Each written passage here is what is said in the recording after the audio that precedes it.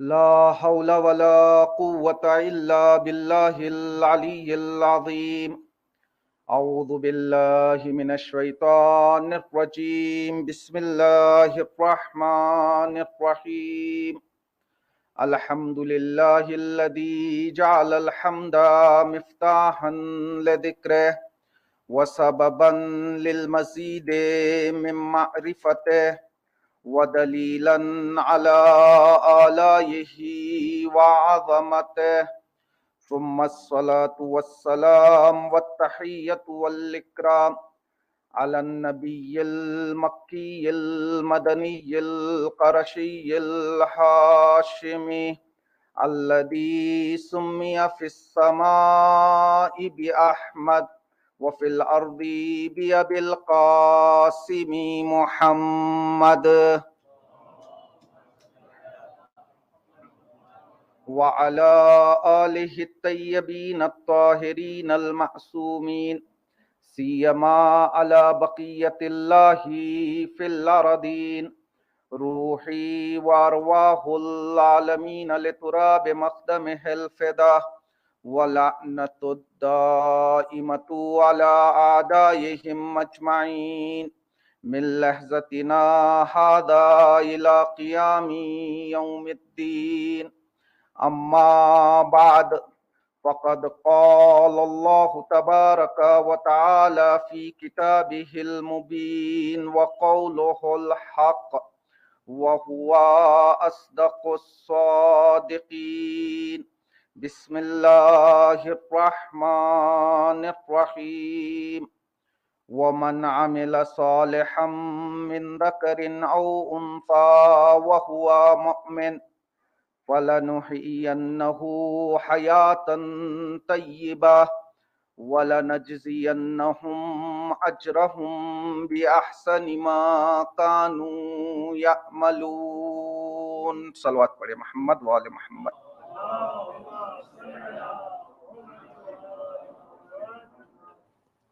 عزیزان گرامی، اس عشرہ مجالس کی ہماری یہ 5ویں گفتگو ہے اور موضوع گفتگو حیات طیبہ کی چابیاں. ہم نے بارہا آپ کی خدمت میں اس میسج کو پہنچانے کی کوشش کی کہ زندگی گزارنا کمال نہیں ہے بلکہ پاکیزہ زندگی گزارنا کمال ہے. اگر صرف زندگی گزارنا کمال ہوتا تو بہت ساری مخلوقات ہیں، ہمیں تو دنیا بھر کی ٹینشن ہے، ان کو ٹینشن بھی نہیں، آرام سے وہ کھا رہے ہیں، پی رہے ہیں، وہ بھی کچھ دنوں کے لیے جیتے ہیں، اس دنیا سے چلے جاتے ہیں.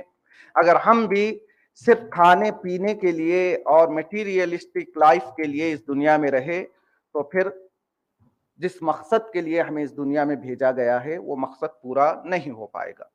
گزشتہ کچھ مجالس میں ہم نے کچھ چیزوں کی طرف اشارہ کیا. سب سے پہلی چیز ہم نے یہ بتانے کی کوشش کی، اگر ہم لوگ در حسین سے متمسک ہیں، جڑے ہوئے ہیں، تو پھر یہ امید باقی ہے کہ ہماری زندگی بھی حیات طیبہ بن جائے. پھر ہم نے یہ بتانے کی کوشش کی کہ اگر ہم یہ چاہتے ہیں کہ حیات طیبہ ہمیں مل جائے تو پھر ہمیں دین کو اپنانا ہوگا، بغیر دین کے ہمیں پاکیزہ زندگی ملنے والی نہیں ہے. کل کی گفتگو میں ہم نے یہ بات پیش کرنے کی کوشش کی کہ اگر انسان چاہتا ہے کہ پاکیزہ زندگی گزارے تو پھر اس کے ذہن میں چھوٹے بڑے کا اگر معیار ہے تو اس کو نکال دیں. ہو سکتا ہے کہ کوئی چیز ہمارے ذہن میں بڑی ہو لیکن اللہ کی نظر میں وہ چیز بڑی نہ ہو. آج عزاداری امام حسین علیہ السلام کے حوالے سے کچھ باتیں آپ تک پہنچانی ہیں. جس طرح سے حیات طیبہ پانے کے لیے دین سے جڑے رہنا ضروری ہے، جس طرح سے حیات طیبہ پانے کے لیے چھوٹے بڑے کے معیار کو مٹانا ضروری ہے، بالکل اسی طرح سے حیات طیبہ اگر کوئی اپنی زندگی میں شامل کرنا چاہتا ہے، اپنی حیات کو، اپنی لائف کو پیوریفائڈ لائف بنانا چاہتا ہے، اسے چاہیے کہ وہ اپنے آپ کو عزاداری امام حسین علیہ السلام سے متمسک کر لیں. جب تک ہم عزاداری سے جڑے رہیں گے یہ امید باقی رہے گی کہ ہماری زندگی پاکیزہ زندگی بن جائے. دیکھیں، ہو سکتا ہے کوئی ہم سے یہ کہے کہ نماز واجب ہے، روزہ واجب ہے، حج واجب ہے، زکوٰۃ و خمس واجب ہے، आपने ये क्यों नहीं कहा कि अगर हयात पाकीज़ा चाहिए तो नमाज से जुड़ जाओ, हयात पाकीज़ा चाहिए तो रोजे से जुड़ जाओ, हयात पाकीज़ा चाहिए तो हज से जुड़ जाओ। हो सकता है कोई कहे कि आज़ादारी तो एक मुस्तहब अमल है, आप ये कह रहे हैं कि एक मुस्तहब अमल के जरिए से हम अपनी जिंदगी को पाकीज़ा कर लें। बस समझाने के लिए इब्तिदा में एक छोटी सी दास्तान, फिर इंशाअल्लाह अपनी बात को आगे बढ़ाऊंगा। ईरान के एक मशहूर आलिम दीन है मरहूम आयतुल्लाह अब्दुल करीम हायरी। ये हौज़े इल्मिया कुम की बुनियाद रखने वाले हैं। कुम में मदरसों की जो इब्तिदा की है इन्होंने की है। एक मरतबा हालात ऐसे थे, ईरान में आज़ादारी पर मुकम्मल पाबंदी, कोई आज़ादारी नहीं कर सकता। जैसे ही आगा को ये खबर मिली कि इस साल हम आज़ादारी सैयदुश्शुहदा बर्पा नहीं करेंगे, आगा फूट फूट कर रोने लगे। आपके एक शागिर्द ने पूछा, आगा सिर्फ आज़ादारी पर ही तो पाबंदी लगी है, किसी ने आके हमसे ये नहीं कहा कि नमाज छोड़ दो, किसी ने आके ये नहीं कहा कि रोजा छोड़ दो, सारे अहकाम तो जारी हैं, सिर्फ इस साल आज़ादारी ही पे पाबंदी लगी है। तो उस वक्त आयतुल्लाह मरहूम अब्दुल करीम हायरी ने अपने शागिर्द को यह जवाब दिया था, तुम्हारी नजर में हो सकता है कि ये आज़ादारी मुस्तहब है, लेकिन मेरे नजर में ये आज़ादारी एक ऐसा मुस्तहब है कि जिसके अंदर हजारों वाजिबात पनाह लिए हुए हैं। आज़ादारी इमाम हुसैन अलैहिस्सलाम की वजह से बहुत सारे वाजिबात बचे हुए हैं। लिहाजा अज़ीज़ान गिरामी, जरूरी है अगर हम चाहते हैं कि हमारी जिंदगी हयात तैयबा बन जाए तो हमें चाहिए कि अपने आप को हुसैन के दर से मुतमस्सिक कर ले और हुसैन के दर से जुड़े रहें। जब तक ये आज़ादारी हमारे पास रहेगी उस वक्त तक ये उम्मीद बाकी रहेगी, इंसान यहाँ आता रहेगा और हयात तैयबा को हासिल करता रहेगा। अब हो सकता है कोई कहे हम भी आज़ादार हैं, हम भी सालों से, बचपने से अभी तक आज़ादारी ही में हमने अपनी जिंदगी गुजारी है। तो आज की इस मुख्तसर सी मजलिस में मैं आज़ादारी के कुछ स्टेजेस और कुछ मराहिल की तरफ इशारा करना चाहूंगा।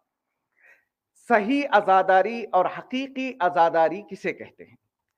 सबसे पहला मरहला आज़ादारी के लिए ये कि जैसे ही इमाम हुसैन अलैहिस्सलाम का नाम आपके जहन में आए, आप इमाम का नाम सुने, इमाम के मसाइब को सुने, तो एक आज़ादार की जिम्मेदारी है कि उसका दिल इमाम हुसैन अलैहिस्सलाम की याद के साथ साथ गमगीन हो जाए। यानी जैसे ही हुसैन का नाम आया, मोमिन का और आज़ादार का ये फरीजा है कि उसका दिल गमगीन हो जाए। अगर हमारे सामने कोई हुसैन का नाम ले रहा है, मसाइब को सुना रहा है, दिल में कुछ हरकत नहीं हो रही है, तो इसका मतलब ये कि अभी हम हकीकी आज़ादार नहीं बने। लिहाजा ताकीद है, छठे इमाम ने कहा कि जब तुम मेरे जद हुसैन के मसाइब को सुनो तो ऐसे गिरिया करो जैसे एक जवान बेटे की लाश पर एक बूढ़ी माँ गिरिया करती है। मसाइब सुनाए जाते हैं, लोग ऐसे ही सुनते हैं जैसे कोई दास्तान सुन रहे हैं, चले जा रहे हैं। इसका मतलब ये कि दिल में अभी वो तड़प नहीं आई है। जब तक दिल में तड़प और गम नहीं आएगा, उस वक्त तक हम ये नहीं कह सकते कि हम सही और हकीकी आज़ादार हैं। दास्तान मिलती है, नजफ और कूफे के दरमियान एक शख्स रहा करता था जो इमाम का चाहने वाला था, लेकिन उसके पड़ोस में एक यहूदी था जो इस मोमिन इंसान का दुश्मन था। हमेशा लड़ाई झगड़ा करता था, तरह तरह से उसे परेशान करता था और साथ में ताना भी देता था। जब भी ये हरम जाके आता तो कहता कि तुम जा रहे हो मेरी शिकायत करने के लिए, जाओ जाकर अपने मौला से शिकायत करना, मैं भी देखता हूं कि तुम्हारे मौला मेरे लिए क्या बुरा करते हैं। बहुत परेशान, बहुत रोता था। ये कहता मेरे बारे में कहे तो कहे, लेकिन मेरे अकायद के बारे में बात करता है, मेरे मौला के बारे में बुरे बुरे अल्फाज इस्तेमाल करता है। बहुत परेशान रोते हुए इसने इरादा किया कि मैं जियारत के लिए जाऊंगा। ये इसी हाल में दिल गमगीन है। देखिए इसलिए गमगीन है क्योंकि वो मौला को बुरा भला कह रहा है। ये हरम इमाम अली अलैहिस्सलाम में जाता है, जाने के बाद रोजे की जाली को पकड़कर गिरिया करता है। जब इंसान का दिल दुखों से भर जाए, उस वक्त उसे कोई मानवी जगह मिल जाए, तो फिर इंसान दिल भर कर अपने आंसू भी बहाता है और अपना उख्दे दिल को इमाम के सामने खोल कर बयान करता है। अब ये कहने लगा, मौला मेरी क्या गलती थी, मुझे ऐसा पड़ोसी मिला है जो बात बात पे मुझे अजियत देता है, बात बात पे परेशान करता है। आज तो हद ही हो गई, उसने आप पर भी गुस्ताखी की और ये मुझसे कहा कि तुम जा रहे हो जियारत के लिए, मुझे पता है तुम अपने मौला से मेरी शिकायत करोगे, جاؤ تم شکایت کرو. اب یہ مولا سے اپنا دکڑا بیان کرتا ہے, بیان کرتے کرتے آنکھ سے آنسو جاری ہے. اسی عالم میں کچھ دیر کے لیے آنکھ لگتی ہے, وہ حرم ہی میں زری کے پاس سو جاتا ہے. خواب میں امام علی علیہ السلام کو دیکھتا ہے کہ امام تشریف فرما ہے اور کہتے ہیں کہ اے شخص, مجھے پتا ہے کہ تو اس شخص کی باتوں سے پریشان ہے, لیکن اگر اس سے ملاقات کرنا تو میرا سلام سنانا, اور اس یہودی شخص کا ایک احسان ہمارے گردن پر ابھی تک باقی ہے. اس نے خواب میں پوچھا, مولا وہ تو آپ کو برا بھلا کہتا ہے, میں آپ کا چاہنے والا ہوں, وہ مجھے پریشان کرتا ہے, آپ مجھ سے یہ کہہ رہے ہیں کہ میں اس کے پاس جاؤں, سلام سناؤں, اور اس کا کوئی حق بھی آپ کی گردن پر ہے. تب امام نے اسے بتایا کہ دیکھو گرچہ وہ یہودی ہے, لیکن وہ ایک دن بکریوں کو چراتے چراتے فرات کے کنارے تک پہنچ گیا. جب وہ فرات کے کنارے پہ پہنچا تو اس نے ایک لمحے کے لیے جو ہے سوچا, اور اس نے کہا میں نے سنا ہے کہ علی کے بیٹے حسین اور اس کے چھوٹے چھوٹے بچوں کو 3 دن کا بھوکا پیاسا کربلا کے میدان میں شہید کر دیا گیا. ایک لمحے کے لیے اس نے سوچا تھا کہ حسین کے بچوں نے یزید کا کیا بگاڑا تھا. امام نے کہا بس اس نے ایک لمحے کے لیے ہمارے مصائب میں اپنے دل کو غمگین کیا, لہٰذا اس کا حق ہماری گردن پر باقی ہے.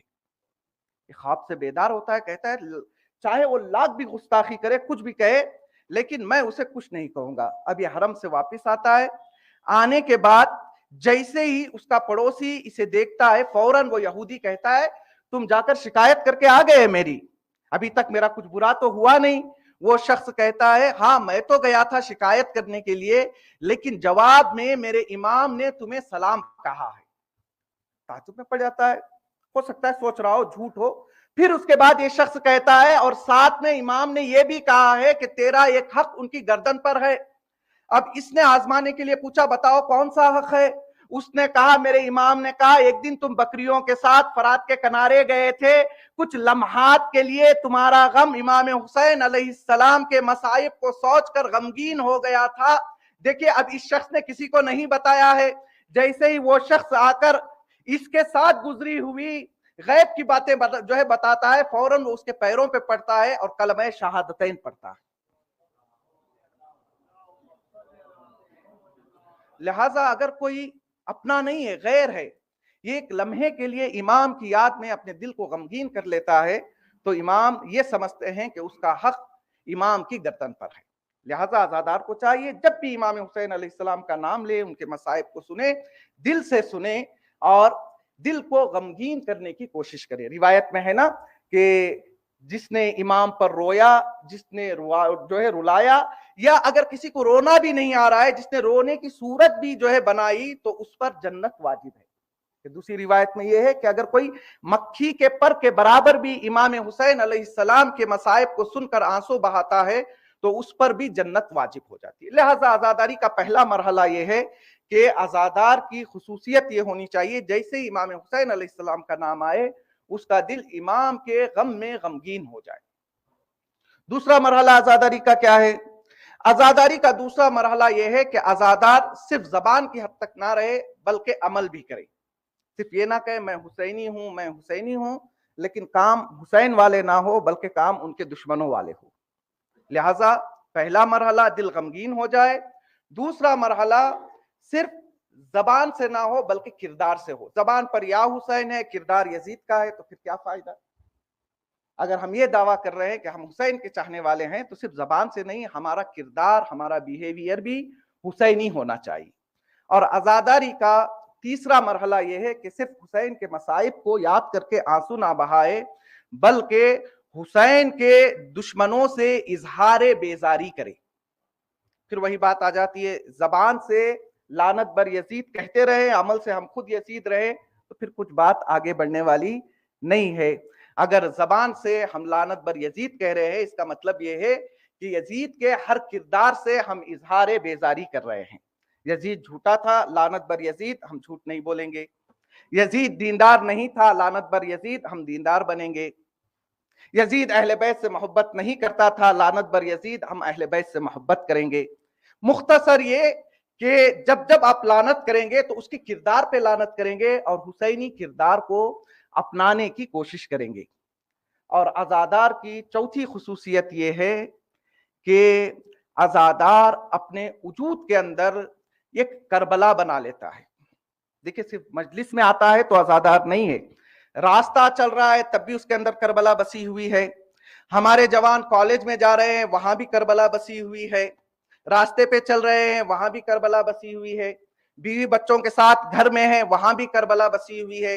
گھر میں انسان کا بیہیویئر صحیح نہیں ہے, کالج جاتا ہے وہاں بیہیویئر صحیح نہیں ہے, دوستوں کے ساتھ پتہ نہیں کیسی کیسی باتیں کر کے آتا ہے, شام میں کالا کپڑا پہن کے سوچتا ہے کہ میں امام حسین علیہ السلام کا عزادار ہوں, تو یہ امام حسین علیہ السلام کا حقیقی عزادار نہیں ہے.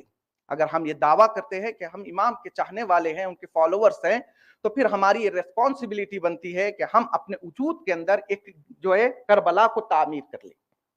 اور پانچواں, اگر ہم یہ دعویٰ کرتے ہیں کہ ہم امام حسین علیہ السلام کے چاہنے والے ہیں, تو پھر ہمارا یہ فریضہ بن جاتا ہے کہ ہم ہر چیز کو خدا کے لیے انجام دیں.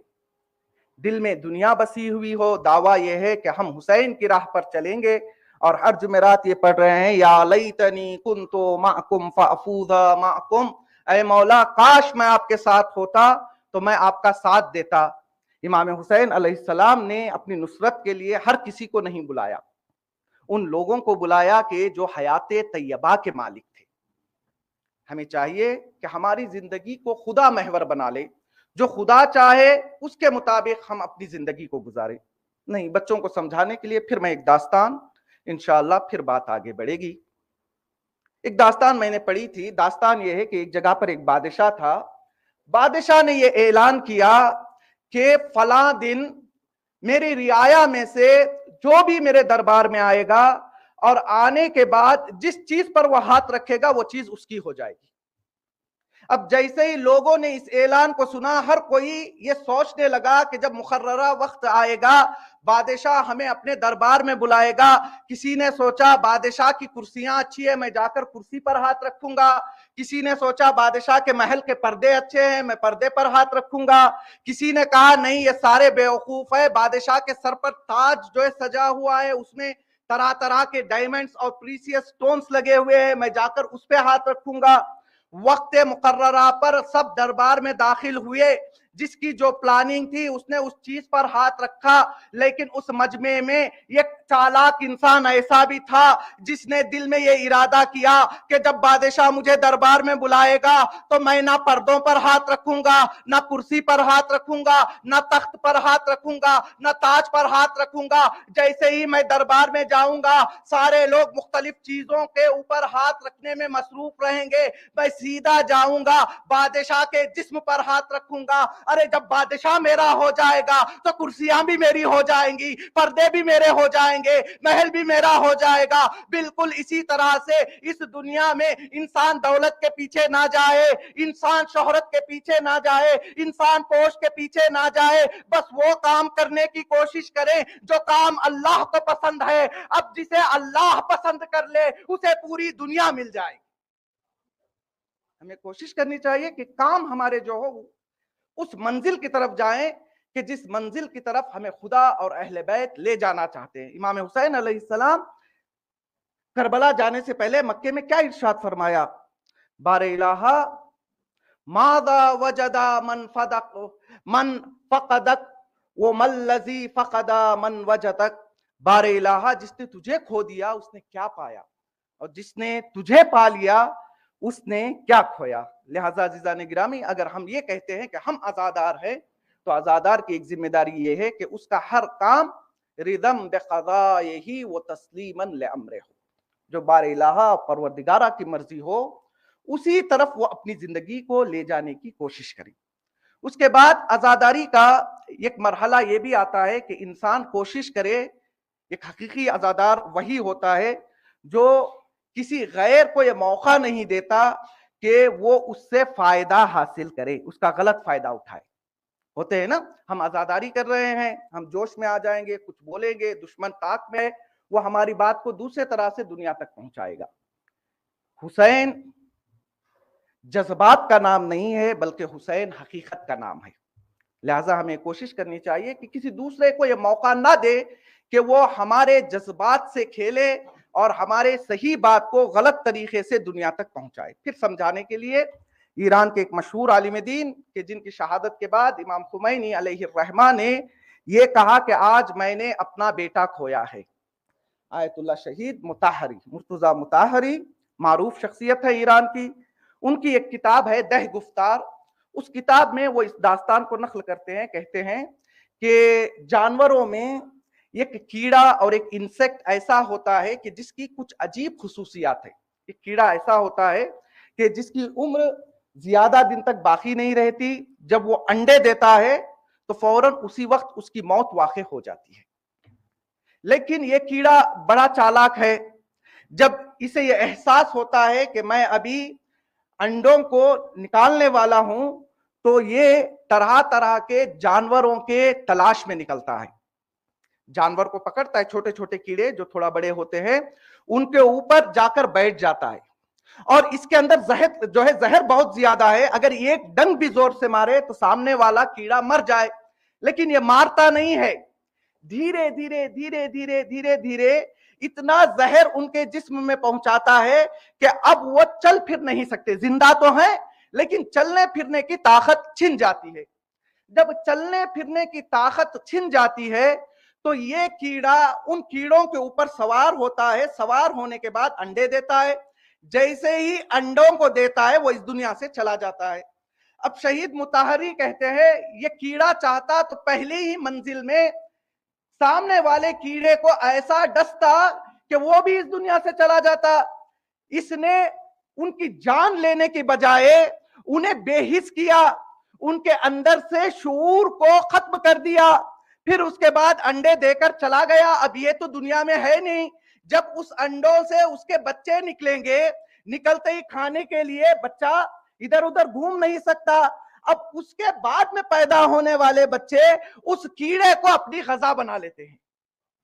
کیڑا بے حس پڑا ہوا ہے، وہ دھیرے دھیرے دھیرے دھیرے اس کیڑے کی غذا کو کھاتے ہیں اور بڑے ہو جاتے ہیں۔ اب شہید مطہری کہتے ہیں بالکل اسی طرح سے اگر یہ دنیا کی بڑی طاقتیں چاہتی تو جہاں اتنی بڑی بڑی پلاننگ کر رہی ہیں وہ یہ بھی پلان کرتی کہ شیعہ قوم کو دنیا سے مٹا دے، چونکہ آج ظالم طاقتوں کو اگر کسی سے ڈر ہے تو صرف اور صرف حسین ابن علی کے پیروانوں سے ظالم کو آج بھی ڈر لگتا ہے۔ اگر ظالم چاہے تو ایک لمحے میں مٹانے کی پلاننگ کر سکتا تھا، لیکن ان کا مقصد یہ نہیں ہے کہ ہماری قوم اس دنیا سے مٹ جائے، بلکہ وہ اس کیڑے کی طرح سے ہم سے غلط فائدے حاصل کرنا چاہتے ہیں، اور اسی لیے ہمارے دین میں طرح طرح کے رسم و رواج کو پیدا کر رہے ہیں۔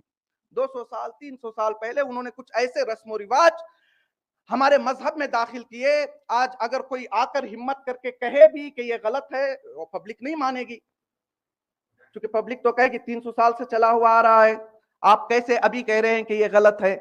لہٰذا ایک حقیقی ذمہ دار عزادار وہی ہوتا ہے جو اس کی زندگی میں ان چیزوں کو انجام دیں جو اسلام، شریعت، قرآن، سنت اور مراجع کے مطابق ہو۔ دیکھیے رسول اسلام جب جاہلیت کے زمانے میں لوگوں کو اسلام کی طرف بلا رہے تھے تو حالات بہت زیادہ خراب تھے، آپ نے بارہا سنا ہے، بچیوں کو زندہ درگور کیا جا رہا تھا، عرب بات بات پہ جھگڑا کرتے تھے، یہ ایک اونٹ کے اوپر سالوں سال جھگڑے چلتے تھے۔ ایسے ماحول میں رسول اسلام آئے، رسول چاہتے ہیں کہ ان کی اصلاح ہو جائے، ان کا کریکشن کیا جائے۔ رسول اسلام نے کافی محنتوں سے اس طرح سے معاشرے کو سوارا کہ رسول کی آخری ایام میں وہ عرب جو ایک اونٹ کے لیے سالوں سال جھگڑا کرتا تھا، اب وہی عرب ہے یتیم کی کفالت کے لیے آپس میں جھگڑا کر رہا ہے۔ کوئی کہتا ہے میں یتیم کی ذمہ داری لوں گا، دوسرا کہتا ہے کہ نہیں مجھے ذمہ داری دو۔ رسول اسلام نے 23 سال اس طرح سے ان کے پیچھے محنت کی کہ ان کی حیات خبیثہ کو حیات طیبہ میں بدل دیا۔ لیکن رسول اس دنیا سے گئے، کیا ہوا؟ پھر لوگ دھیرے دھیرے اپنی پرانی عادتوں کی طرف پلٹنے لگے، چونکہ قوم کو رہبر صحیح نہیں ملا، جو حقیقی رہبر تھا اس کے حق سے اسے محروم کر دیا گیا، اور کچھ ایسے لوگ برسرے حکومت آ گئے کہ انہوں نے دین کو پھر جاہلیت کے زمانے میں ले जाना शुरू कर दिया था। इसीलिए हम कहते हैं ना, इमाम हुसैन अलैहिस्सलाम अगर करबला में अपना खून देकर दीन को ना बचाते तो फिर दीन रसूल इस्लाम इस दुनिया में बाकी नहीं रहता। हो सकता है फिर हमारे बच्चे सवाल करें, मौलाना अच्छा इसका मतलब क्या ये है कि जब तक इमाम हुसैन अलैहिस्सलाम मदीने में थे क्या उस वक्त लोग नमाज नहीं पढ़ रहे थे? मैं कहूंगा नमाजें तो हो रही थी। हो सकता है कोई कहे कि क्या इमाम हुसैन इसलिए निकले थे कि रोजा खत्म हो गया था? मैं कहूंगा नहीं, रोजा भी था।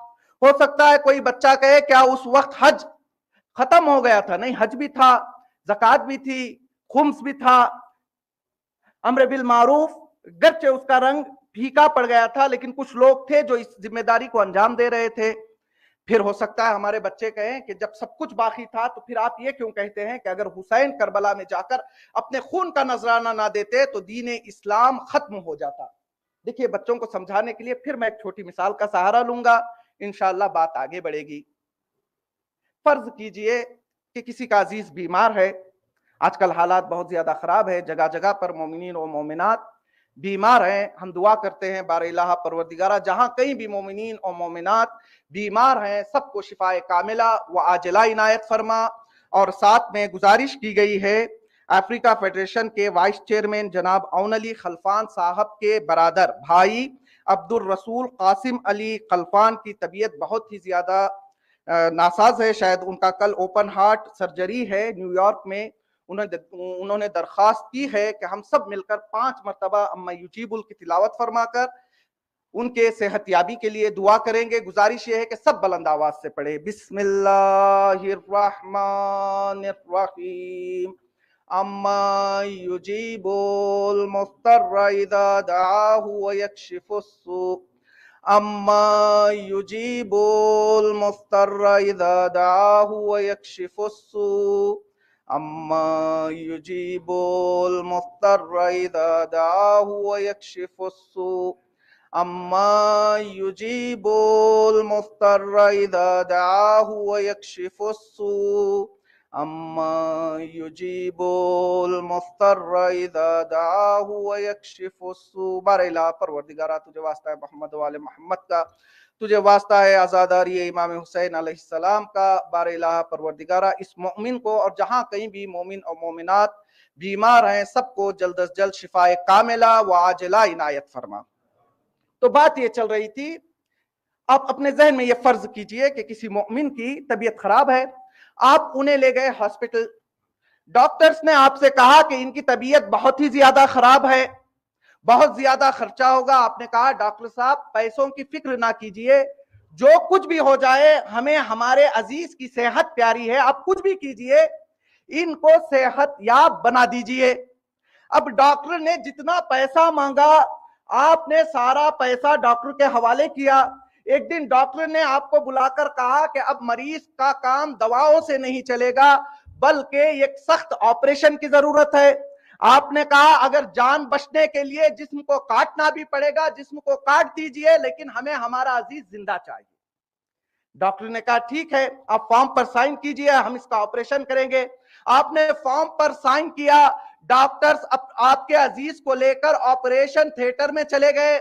आप बाहर इंतजार कर रहे हैं कि कब डॉक्टर बाहर आएगा और हमें अच्छी खबर सुनाएगा कि आपका अजीज बिल्कुल ठीक ठाक है। घंटों गुजर गए, बाहर जो लोग बैठे हुए थे वो परेशान हैं। कुछ घंटों के बाद डॉक्टर ऑपरेशन थिएटर से बाहर निकलता है। आपने पूछा डॉक्टर साहब बताइए हमारे अजीज की हालत कैसी है?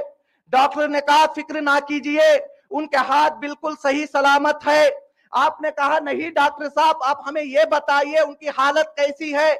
डॉक्टर ने कहा आप फिक्र ना कीजिए उनके पैर सलामत है। आपने कहा डॉक्टर साहब मेरा सवाल ये नहीं है, आप ये बताइए हमारे अजीज की हालत कैसी है? डॉक्टर ने कहा फिक्र ना कीजिए, उसके कान जहां थे वहीं पे हैं, उसके कान जहां पे थे वहीं पे है, उसकी आंख जहां पर थी वहीं पर है, उसकी नाक जहां पर थी वहीं पर है, उसका सारा जिस्म सही सालिम है। आपने कहा डॉक्टर साहब जिस्म के सही सालिम होने से कुछ नहीं होता, हमें यह बताइए उनके अंदर रूह भी है या निकल चुकी है। डॉक्टर ने कहा आई एम सॉरी, उनका सारा जिस्म सही सलामत है लेकिन जिस्म के अंदर रूह नहीं है। बिल्कुल इसी तरह से यजीद के जमाने में मुसलमानों के दरमियान नमाज थी लेकिन रूह नमाज नहीं थी, रोजा था रूह रोजा नहीं था, हज बाकी था लेकिन हज की रूह बाकी नहीं थी। हुसैन करबला गए थे ताकि यह मुर्दा हो चुके इस्लाम के अंदर एक ताजी रूह को फेंका जाए।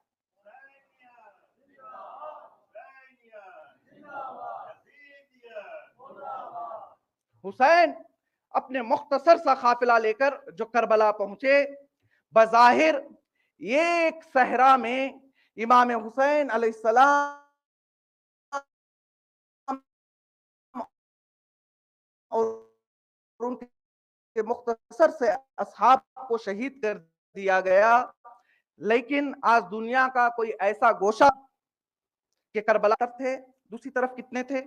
लाख, 1.5 लाख, 2 लाख की रिवायतें छोड़ दीजिए, जो कम से कम सबसे कम तादाद बयान की गई है कि करबला में 30,000 का लश्कर इमाम हुसैन अलैहिस्सलाम से और उनके 72 असहाब से लड़ने के लिए आया। अब आपसे मैं पूछूं, मुझे बताइए कि वो 30,000 की खबरें कहां हैं? 30,000 का नाम लेने वाला कौन है? 30,000 का जिक्र कहां पे हो रहा है? आप कहेंगे कहीं नहीं हो रहा है, कहीं होता भी है तो उनपे लानत के साथ जिक्र होता है। तो 30,000 का नामो निशान मिट गया, नाम बाकी है तो 72 का बाकी है। क्यों बाकी है? आखिर इमाम हुसैन अलैहिस्सलाम के असहाब में वो कौन सी खुसूसियात पाई जाती थी कि जिसकी वजह से 1400 साल बाद भी हम उनका तस्करा यहां बैठकर आज कर रहे हैं। आज का दिन जनाब हबीब इब्न मज़ाहिर से मंसूब है, लिहाजा मैं चाहूंगा कि कुछ मारूजात इनके हवाले से, फिर उसके बाद इंशाअल्लाह रब्ते मसाइब होगा।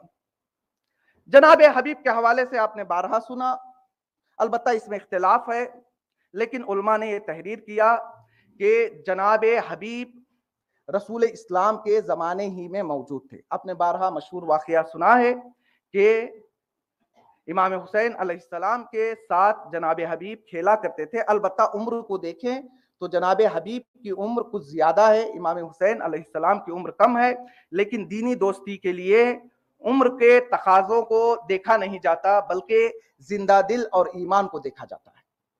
जनाब हबीब इमाम हुसैन अलैहिस्सलाम के दोस्त थे और अक्सर जनाब हबीब के साथ खेला करते थे।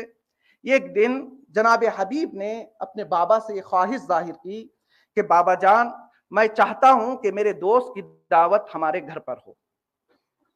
जनाब मज़ाहिर ने कहा अच्छा, अगर तुम तुम्हारे दोस्त को बुला रहे हो तो मैं साथ में अपने रसूल को भी दावत देता हूं। इमाम हुसैन और रसूल इस्लाम की दावत जनाब हबीब के घर में हो रही है। इधर रसूल और इमाम हुसैन घर से निकले, उधर जनाब हबीब को इतनी बेकरारी है मौला के इस्तकबाल की कि घर के छत पर खड़े होकर देख रहे हैं कि मेरा मौला कब आएगा।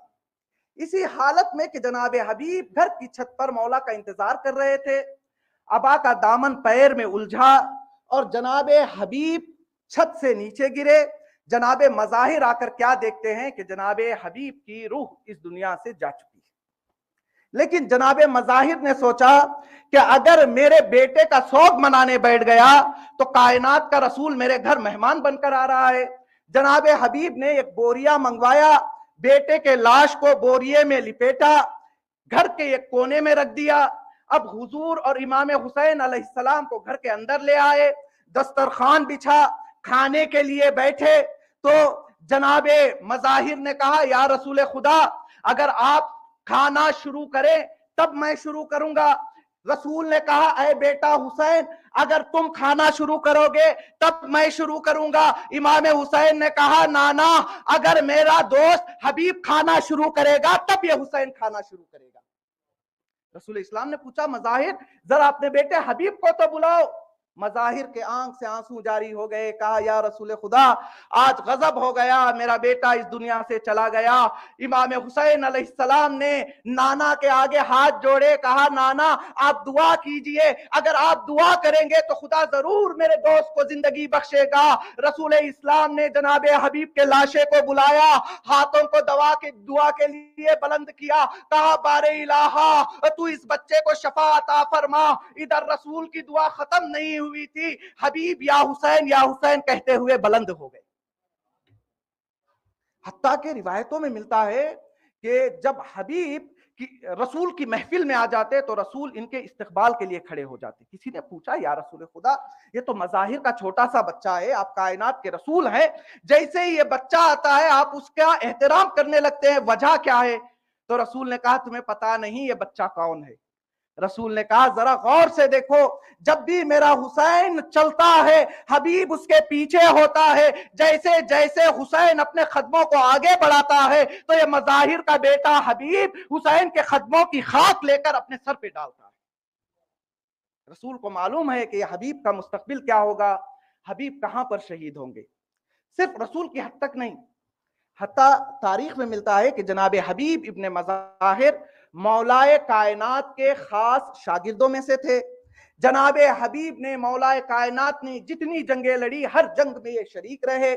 حتیٰ کہ مولائے کائنات جب کوفے میں حکومت کر رہے تھے اس وقت جناب حبیب کو شرطۃ الخمیس یہ خاص فورس بنائی تھی, ان لوگوں میں جناب حبیب کو شامل کیا, اور ساتھ میں جناب حبیب نے تفسیر قرآن کا درس مولائے کائنات سے سیکھا, اور بعد میں جناب حبیب کوفے میں بچوں کو قرآن پڑھایا کرتے تھے اور قاری قرآن بھی تھے.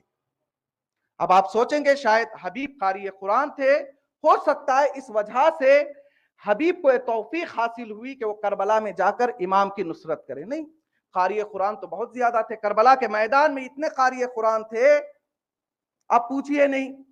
کربلا کیوں, کوفہ میں تھے. کوفہ میں دو لوگ ایسے جو دونوں صحابی کے بچے, صحابی رسول کے بچے, لیکن ایک نے زندگی کو خبیث زندگی بنا لی, حیات خبیثہ کا مالک ہو گیا. دوسرا کربلا میں جا کر امام کی مدد کر کے نصرت کر کے حیات طیبہ کا مالک بن گیا. آپ پوچھیں گے وہ دو لوگ کون ہیں؟ پہلے جناب حبیب ابن مظاہر, ان کا کام کیا ہے کوفہ میں؟ یہ کوفے میں قاری قرآن ہے اور بچوں کو قرآن پڑھاتے ہیں. دوسرا کون ہے؟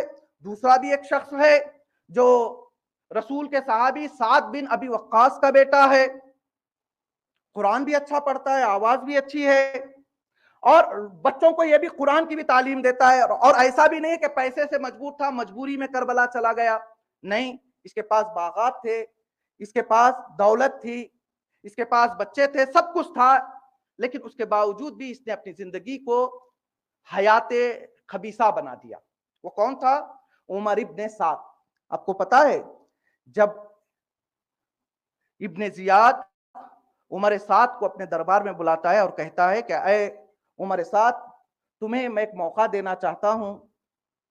عمر سعد نے پوچھا اچھا بتاؤ کون سا موقع ہے جو تم مجھے دینا چاہتے ہو؟ ابن زیاد نے کہا کہ تمہیں میں لشکر کا سپہ سالار بناؤں گا, کربلا میں جانا ہے اور حسین سے جنگ کرنا ہے. جیسے ابن زیاد نے یہ کہا عمر سعد فوراً بلند ہو جاتا ہے, کہتا ہے استغفر اللہ, تم یہ کیا کہہ رہے ہو, میں اور فرزند رسول کے قتل کے لیے جاؤں؟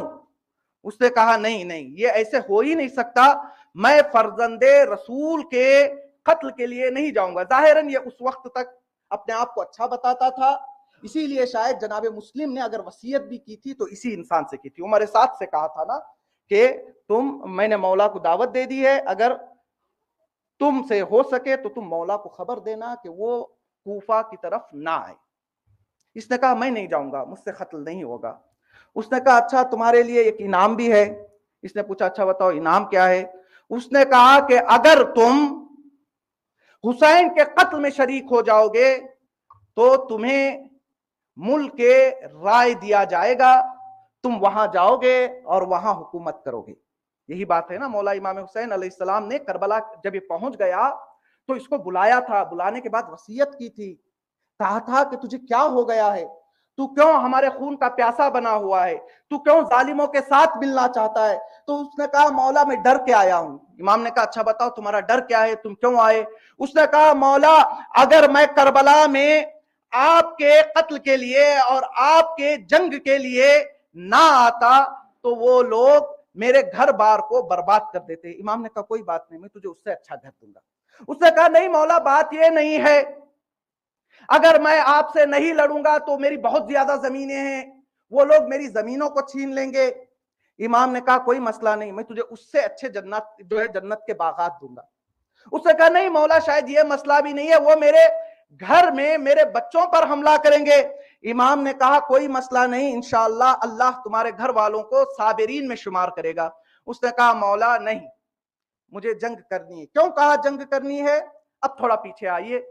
ابن زیاد نے کہا اگر تم جاؤ گے تو کیا ملے گا تمہیں؟ ملک رائے ملے گا۔ اب یہ جب ابن زیاد کے دربار کو چھوڑ کر گھر تک آ رہا تھا، تاریخ نے بتایا اپنے داڑھی کو زور زور سے نوچ رہا تھا اور آنسو بہا رہا تھا، ہائے کیا وقت آ گیا کہ لوگ رسول کے نواسے کو شہید کرنے کے لیے جا رہے ہیں۔ آیا رات بھر نیند نہیں ہے، ایک طرف رسول کا نواسا ہے، دوسری طرف ملک رائے کی لالچ ہے۔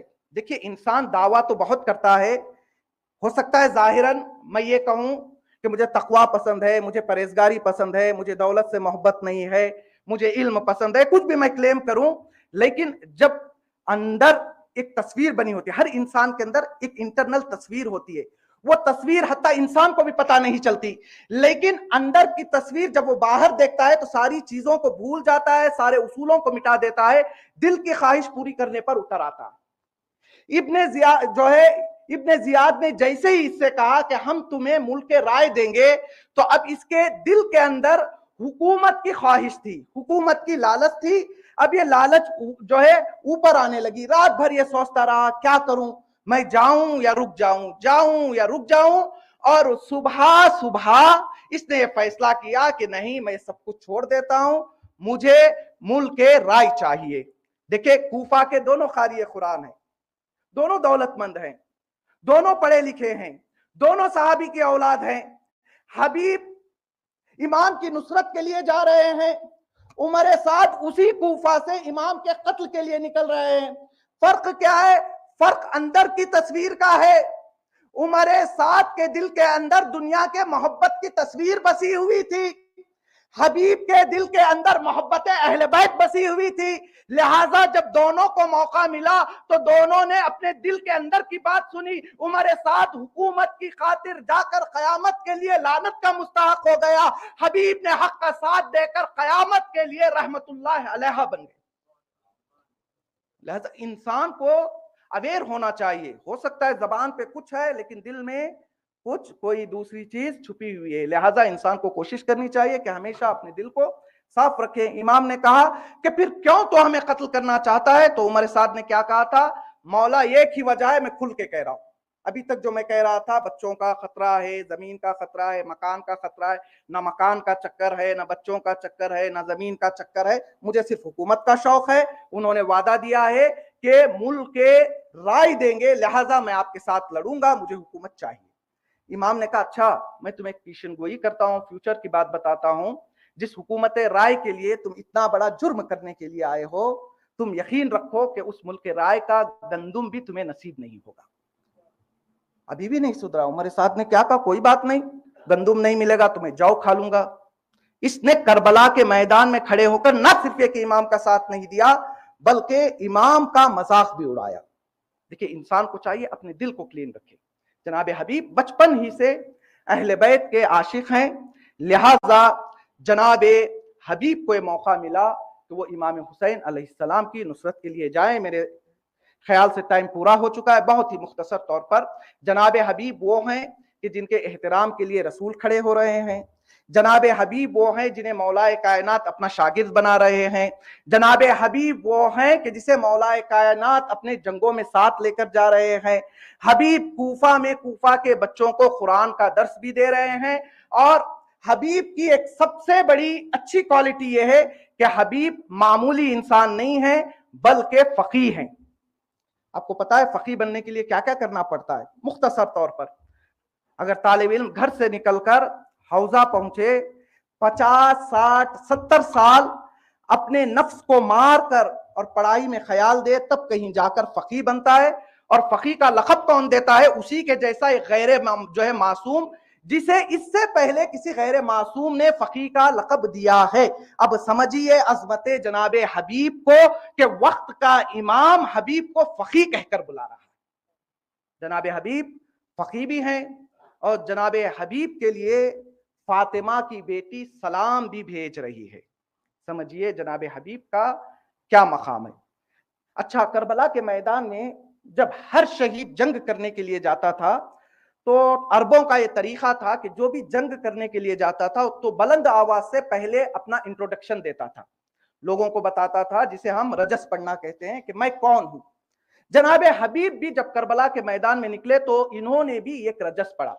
तारीख में आज भी इनका रजस मिलता है। इन्होंने मैदान में आते ही कहा, अना हबीबुन इब्नो मुदाहर, ऐ लईनो मुझे अच्छी तरह से पहचान लो, मेरा नाम हबीब है और मैं मुज़ाहर का बेटा हूं। फिर जनाब हबीब ने कहा, नहनो अस्का मिनकुम व अतहर, तुम मुझे क्या पहचानोगे, मैं वो हूं कि जो तुमसे ज्यादा पाको पाकीज़ा हूं। फिर उसके बाद जनाब हबीब ने कूफियों की कुछ क्वालिटीज को अपने रजस में बयान किया। कहा कि अंतुम आइद उद्दतन व अक्सर, नहनो अहलुल हुज्जती व अदहर, ऐ लईनो तुम्हारा मेरा मुकाबिला क्या है, तुम बहानेबाज हो, गरचे तुम ज्यादा हो लेकिन हक पर नहीं हो, तुम्हारे पास हुज्जत नहीं है, तुम्हारे पास दलील नहीं है, लेकिन हम मुख्तसर हैं, लेकिन हमारे पास हुज्जत भी है और हमारा मकसद भी वाज़े है। फिर उसके बाद जनाब हबीब ने दुश्मनों को मुखातब होते हुए ये इरशाद फरमाया कि अंतुम इंदल वफा अखदर, ऐ कूफियों मैं तुम्हारे बारे में क्या बताऊं, तुम वादा तो करते हो, लेकिन जब वादा करने का वक्त आता है तो तुम गद्दार बन जाते हो, तुम बेवफा बन जाते हो। कि जनाब हबीब ने कहा, मैं मेरे बारे में क्या बताऊं, नहनो औफा मिनकुम व असबर, हम वो हैं कि जिनके अंदर तुम्हारे से ज्यादा वफा भी पाई जाती है और तुमसे ज्यादा हम साबिर भी हैं।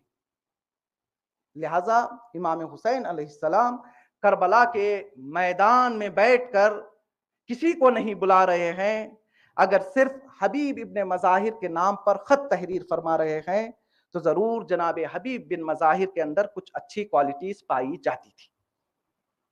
लश्कर पे लश्कर आ रहा है, इमाम हुसैन के साथ मुख्तसर सा काफिला है। जनाब ज़ैनब ने अपने भाई हुसैन से कहा, भाई हुसैन सामने से फौज पे फौज आई जा रही है, क्या आपका कोई नहीं है कि जिसे आप करबला में आपकी नुसरत के लिए बुलाए। इमाम ने काफी देर सोचा और कहा, बहन ज़ैनब, हाँ मुझे याद आया, मेरे बचपन का दोस्त हबीब कूफे में है, मैं उसके नाम खत लिखता हूँ। इमाम ने कलम को हाथ में लिया और खत लिखना शुरू किया और कहा, मिन रजुलिन गरीब इला रजुलिन फकीह, एक गरीब आदमी की तरफ से एक फकीह आदमी के लिए खत है। इमाम ने खत में तहरीर किया, ऐ हबीब हमारा काफिला 2 मुहर्रम को करबला पहुंच गया, ऐ हबीब तुम्हारे बचपन का दोस्त नरग़े आदा में गिर चुका है, ऐ हबीब अगर ज़हमत ना हो तो मेरी नुसरत के लिए करबला जाना। आज़ादारो कासिद खत लेकर कूफा पहुंचा और दोपहर का वक्त है। जनाब हबीब की ज़ौजा ने दस्तरखान को बिछाया, जनाब हबीब खाने के लिए बैठे, अभी लुक़मा मुंह में लेने ही वाले थे कि दक्कुल बाब हुआ। जनाब हबीब ने लुक़मे को नीचे रखा, दरवाजे को खोला, पूछा तुम कौन हो। आने वाले ने कहा, अना बरीदुल हुसैन, ऐ हबीब मैं हुसैन का कासिद हूँ, हुसैन का पैगाम लाया हूँ। جناب حبیب نے خط کو کھولا، آنکھ سے آنسو جاری ہوئے، گھر کے اندر داخل ہوئے۔ بیوی نے پوچھا اے حبیب بات کیا ہے، تم پریشان کیوں ہو؟ حبیب نے کہا مولا کا خط آیا ہے، میرا مولا دشمنوں کے درمیان گر چکا ہے، مجھے نصرت کے لیے بلا رہا ہے۔ حبیب کی زوجہ نے پوچھا اے حبیب تمہارا کیا ارادہ ہے؟ حبیب نے کہا میں سوچ رہا ہوں اگر میں چلا گیا تو تمہارا خیال کون رکھے گا؟ حبیب کی زوجہ نے کہا اے حبیب اگر تم نصرت کے لیے جا نہیں سکتے تو میں اپنی آقا کی نصرت کے لیے جاؤں گی۔ جناب حبیب نے کہا اے مومنہ میں تیرا امتحان لے رہا تھا، میں آقا کی نصرت کے لیے ضرور جاؤں گا۔ کوفے کے حالات خراب تھے، جناب حبیب نے اپنے غلام کے حوالے اپنا گھوڑا کیا، کہا تم کوفے کے باہر میرا انتظار کرنا، میں موقع دیکھ کر گھر سے نکلوں گا۔ اب جناب حبیب گھر سے نکلنا چاہ رہے ہیں، موقع کی تلاش میں ہے، ادھر جناب حبیب کے گھوڑے کے آنکھوں سے آنسو روا ہو گئے۔ غلام سمجھ گیا، گھوڑے کو تسلی دینے لگا کہ اے گھوڑے گھبرانا نہیں، اگر میرے آقا کو آنے میں دیر ہو گئی تو میں تجھ پر سوار ہو جاؤں گا، میں حسین کی نصرت کے لیے جاؤں گا۔ حبیب نے گھوڑے اور غلام کی گفتگو سنی، سر کو پیٹا، کہا وہ وقت بھی آ گیا کہ اب غلام بھی امام کی نصرت کے لیے تیار ہے۔ جناب حبیب اپنی سواری پر سوار ہوئے، کربلا پہنچے، غازی عباس جناب علی اکبر نے جناب حبیب کا استقبال کیا۔ قیام حسینی میں تکبیر کی آواز بلند ہوئی، شہزادی نے پوچھا اما فضہ ذرا مجھے بتا دو یہ تکبیر کی آوازیں کیسی ہیں؟ فضہ نے کہا شہزادی کوفے سے مولا حسین کا دوست حبیب نصرت کے لیے آیا ہے۔